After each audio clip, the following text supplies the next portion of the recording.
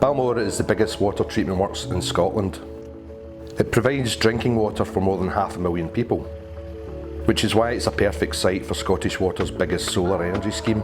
There is 8,448 total panels. They're broken down into effectively strings, and there's 32 panels per string, a total number of 264 strings.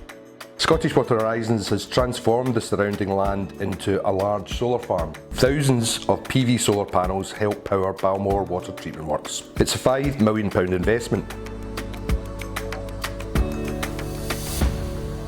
There are 8,448 ground-mounted panels in total, expected to generate approximately 4.45 gigawatt hours of energy annually. That's enough energy to power around 1,500 homes a year.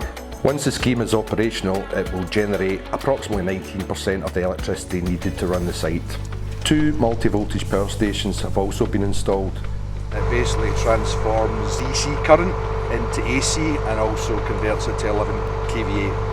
The renewable energy on site will save the equivalent of around 1,100 tonnes of carbon dioxide emissions every year, and this will help Scottish Water reach its ambitious net zero targets.